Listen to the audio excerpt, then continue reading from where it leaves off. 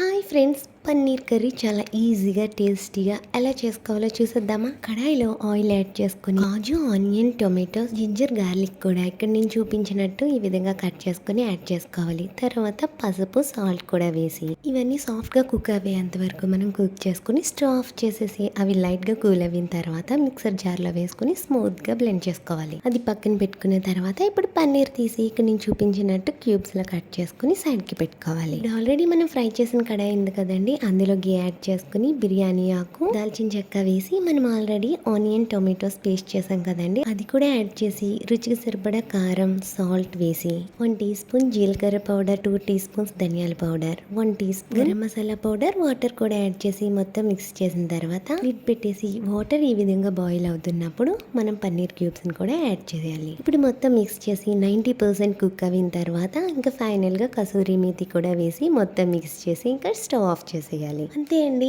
ఎంతో tasty paneer curry ready. Video నచ్చితే like చేయండి.